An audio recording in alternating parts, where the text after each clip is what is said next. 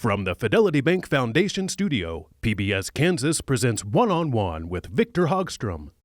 This is where the interesting personalities of Kansas come to shine and share their stories. This week's guest is perhaps the preeminent expert on Kansas music history. From barn dances in Kansas to the historic music halls of the Flint Hills, Derek Doty has spent over 25 years keeping the rich traditions of fiddle and banjo music alive.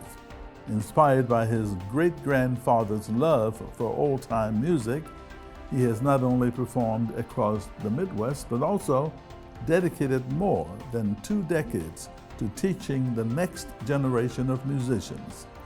As a member of the Tallgrass Express String Band and a passionate historian of Kansas music, Derek shares stories and songs that celebrate the culture and history of the region. Tonight, I sit down with Derek to discuss his journey, the lessons he's learned, and the impact of traditional music on modern audiences. He also performs some of that music for us. Join me now for a fascinating and entertaining half hour, one-on-one.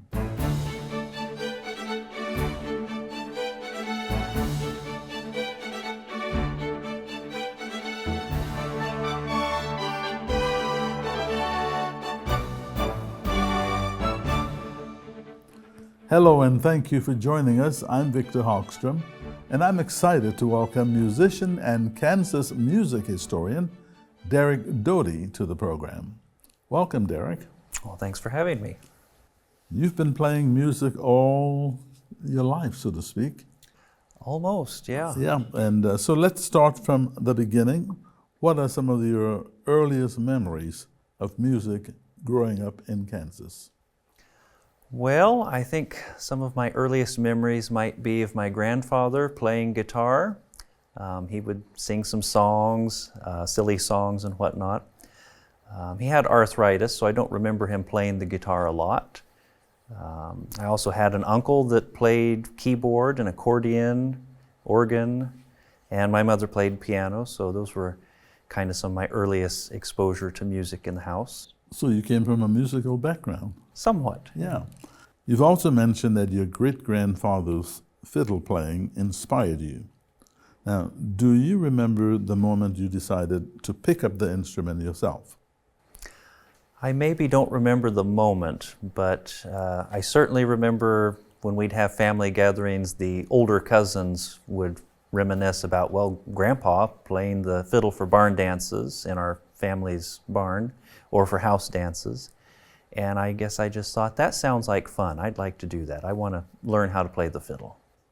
You also played the banjo. I played the banjo, yes. So what was it like learning traditional fiddle and banjo music? Did you have any mentors or influences earlier in your life? Well, starting out, I didn't have a lot of influences or mentors because we just didn't know anybody around that played fiddle and banjo.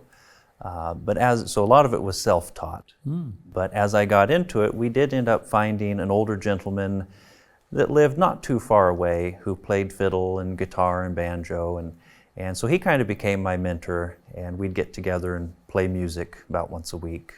And where did you grow up? I grew up south of Topeka, kind of between Linden and Quinamo, which most people don't know where those are, but kind of between Pomona Lake and Melbourne Lake. All right. Over the years, you've also played at barn dances, contra dances, and festivals across Kansas. What is it about these traditions that keeps you so passionate? Well, they're a lot of fun, for one thing, but they're also community building and inclusive. You don't have to be a certain age. Anybody can participate in these things, and that's one of the unique things about the dancing traditions and the fiddling traditions, is bringing all generations together, and the older ones teaching the younger ones, and the younger ones getting to learn. So tell us then about your experience playing with the Tallgrass Express String Band, and how did you join that band, and what makes the group so special? Well, actually, it was about 21 years ago that I started the Tallgrass Express String Band. There was a group of musicians that would meet at the Emma Chase Cafe in Cottonwood Falls every Friday night. They'd have a jam session. And so a few of these musicians, we decided to get together and make our own band, and that's what became Tallgrass Express. Interestingly enough, I got busy in other things and another band, and I ended up leaving Tallgrass Express, and they continued, and they did great. Annie Wilson, who we call our band leader now, she is the Flint Hills balladeer, and so she spent a lot of time writing songs about the Kansas Flint Hills, and that's primarily what Tallgrass Express focuses on now, is the music of the Flint Hills of Kansas. You've also performed in a variety of bands over the years, and how has each experience shaped you as a musician? Well, certainly the individuals that I've played with have been a big influence, picking up nuances from them on how they might play their fiddle or just different techniques. And so those things help to grow me as a musician. You play music, you teach music, you speak in various places representing Kansas Foundation, what's it called? Humanities Kansas. Humanities Kansas, thank you. What is your full-time job? Music is my full-time job. Teaching privately, or as this year I've been very busy with humanities talks around the state. I've got like 6 of them just in 1 month right now, so that keeps me pretty busy. Okay, we've talked about you playing a lot of music. We've talked about you speaking around, but I'm anxious to hear how you play, and so you're going to play a fiddle number for us now. Yes, I will play a fiddle tune that I learned from a Chase County fiddler. His name was June Talkington, and he was one of these musicians who would come to the Emma Chase Cafe and play music on Friday night. And this is a tune that he learned from a fiddler in Matfield Green, Joe King. And nobody ever knew the name of this tune, so June just called it Joe King's Schottish. Okay. And so he taught us to play it. Before you start, do you sing? I do occasionally sing. Occasionally. But there's no singing today? Okay. Well, let's hear you play the fiddle, the first number.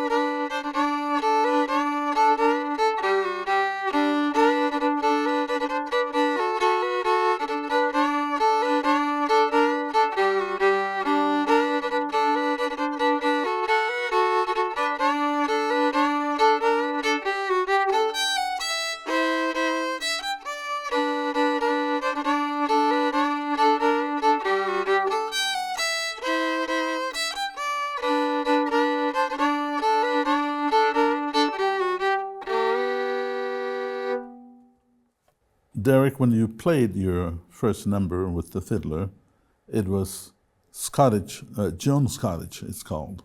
June's Schottish. Schottish, yeah. Thank you. Now, this time you're going to play the banjo, Oakwood March. So let's hear what you got to play. Okay. All right.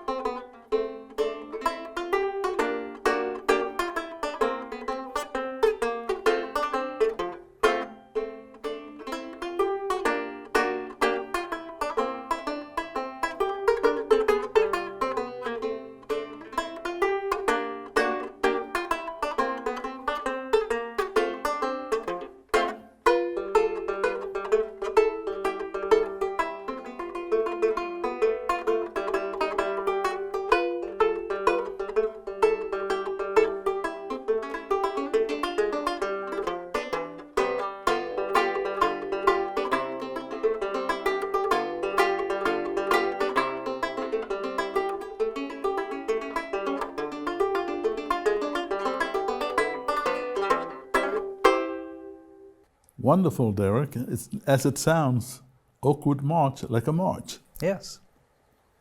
So as we continue, many people may not realize the cultural significance of traditional music. How do you see it fitting into today's musical landscape? Well, I think it's very much still alive today. There's lots of traditional musicians around the state, and each one is participating in a different tradition, whether it's bluegrass music or old-time music, or like in Manhattan, we've just recently started the Manhattan Mandolin Orchestra, which is focusing on those mandolin club traditions of the turn of the century and keeping that music alive and available for people to listen to. So you teach music, you are a Kansas music historian. What is the highlight of Kansas music as you, and the high point as you teach it? Oh, the high point. Well, it's fun to connect the dots, for one thing, as you're researching and writing and you see this piece that goes with this piece.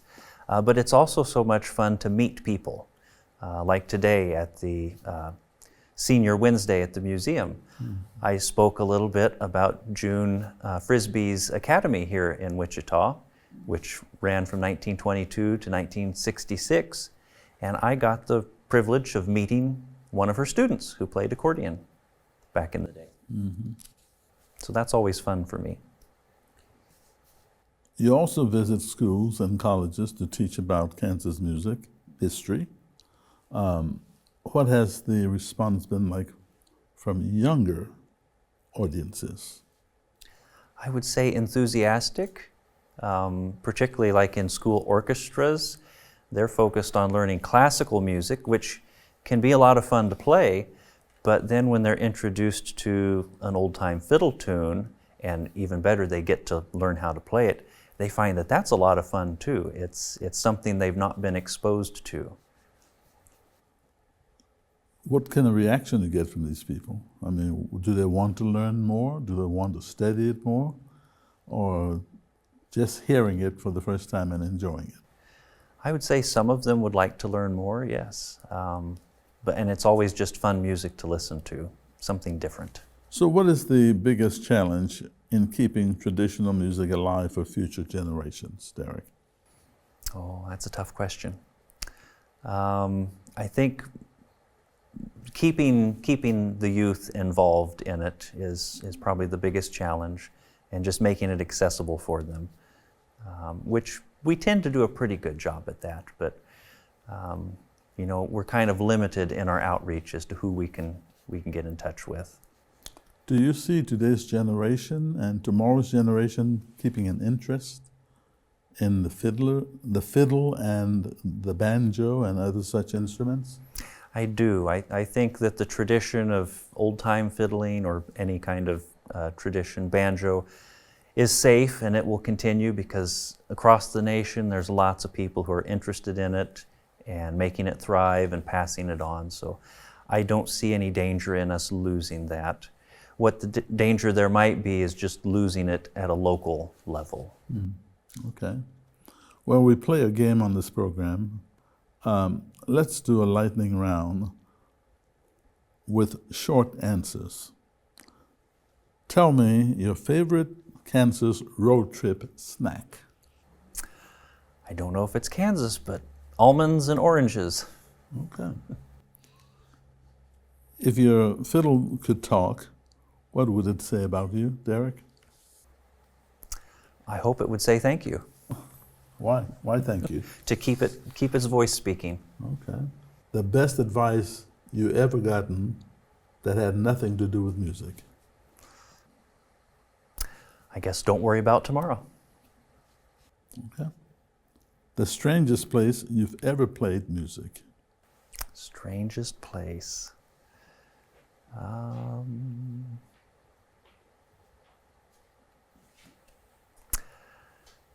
I think the strangest place was probably a Grange Hall in New York State that was full of flies, and they were knocking the paint off the ceiling onto us as we played. Oh, wow, okay. That would be strange. So if you had to describe your personality as a song title, What would it be? Free and easy. Okay. What's a sound, not musical sound, but what's a sound that brings you joy? Nature, the birds singing and the wind in the leaves. If you could have dinner with any historical musician, who would it be and why? I'm going to say John Henning, the banjo maker who used to live in Kansas, because I've got questions for him. Oh, what would be your questions? Oh, there's so much. I don't know anything about his early life, and I'd like to know why he was convinced that the banjo he found was the first banjo ever made. Oh, really? So one thing, one thing people assume about you that isn't true. They assumed that I majored in music in college. And what did you major? That's not true. What did you major? I didn't major. Oh, okay. You just you learned music on your own, so to Yes. speak. Okay. What is a hobby or interest you have that has nothing to do with music? That would be woodworking, using antique hand tools and techniques. Have you tried to make an instrument with your woodworking? I actually skills? have made some instruments. Well, you have. What are they? I've made a ukulele banjo. I've made a fretless banjo out of Osage orange. That was an interesting project. And my father-in-law, who has made guitars and a few other instruments, we built an upright bass together about 15 years ago or so. Okay. The final one is, if you had 10 minutes to teach someone a new skill, what would it be? I'd probably teach them an easy method of seconding on the violin, being able to accompany somebody on their instrument. Okay. In other words, playing second fiddle. Yeah. Is that what you're saying? Uh-huh. Okay, I got that. Your upcoming book focuses on informal music traditions in Kansas, from the territorial era to the radio age. What inspired you to start this project? Well, COVID was happening at this time, so there wasn't much else going on. But I had realized that over the years of researching and collecting information, I had a lot of stuff that I needed to share with people. And I guess really I was inspired to work on writing a book because there is no work available currently about that era of Kansas music traditions. People have written about the early radio age up to modern day, and that's all things that are in our contemporary memory. But the early information, we don't have anything about. Was there ever a golden age of radio for fiddlers? Probably, I haven't considered that, but probably early on in the 20s and 30s, the radio played a huge role in drawing fiddlers into radio stations, and their music would be heard all over the country instead of just in their general area where they lived. What are some of the most fascinating stories or discoveries that you have come across while researching Kansas music past? Well, I mentioned John Henning. He's a pretty interesting figure for me because he figures into the banjo history on a national level. A lot of people that are interested in banjo history might be familiar with the name of Henning, but they really don't know anything else about him. But what is fascinating to me is his contributions. He came up with some inventions for the banjo, like a steel-braced neck, and he eliminated the fifth string tuner on the neck, making it easier for the player to play up and down the neck rapidly.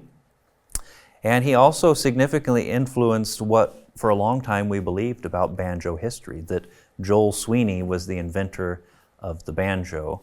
And of course now we have enough information to know that's not accurate. But he had pretty significant influence in banjo history and development. So that's why you wanted to meet Joe Sweeney, Yes. and that was one of your questions for him. Yeah. Okay.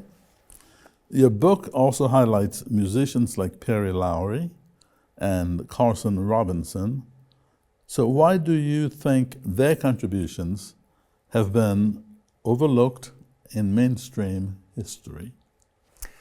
Well, I'm not sure about Carson Robinson. Somebody just informed me today that a book was recently published about him, which I'm excited to hear, and I'm eager to read it. But Robinson had a huge impact on American music as he teamed up with Vernon Dalhart in the 1920s. They recorded extensively and are considered to be, by some, the fathers of country music. Now, as far as Lowry, Vance Lowry, the banjo player, he's largely overlooked, probably just because of his African-American descent. And those musicians tend to get overlooked in our traditions.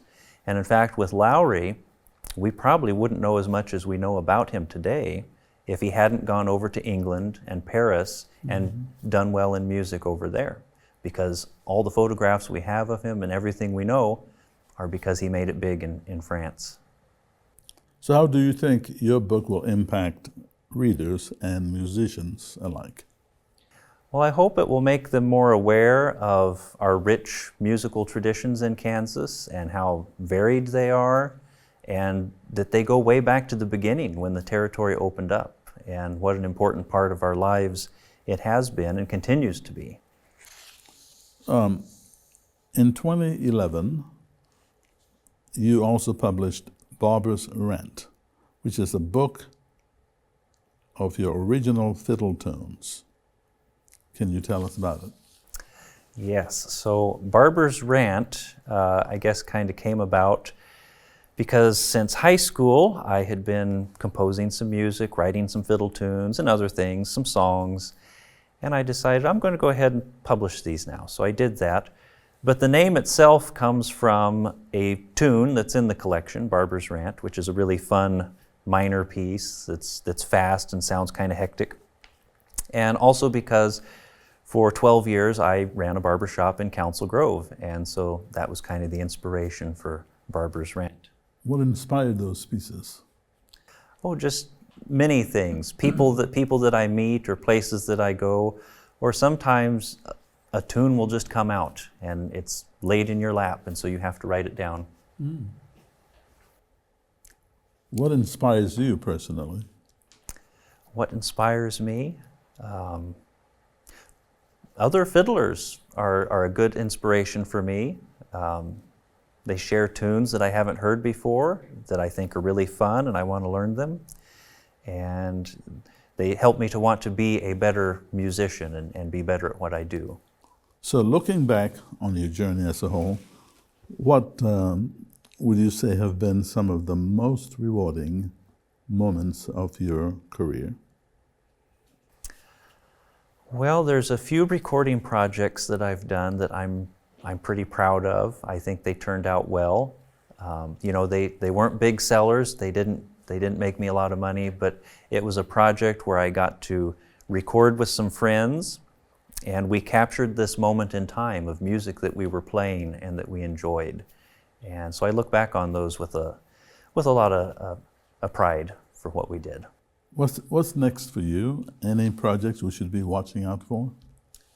Well, I hope there's more recording projects because I've got lots of ideas and there's lots of music that hasn't been recorded yet, particularly when you think about mandolin club music. There's a lot of that remains to be recorded. Derek Doty, Kansas music historian and musician, thank you so much for joining me one-on-one. It's a pleasure. And thank you for watching this edition of One-on-One. One-on-one@kpts.org is our email address for any questions or comments you may have. I'm Victor Hogstrom. Be well, and I'll see you again soon.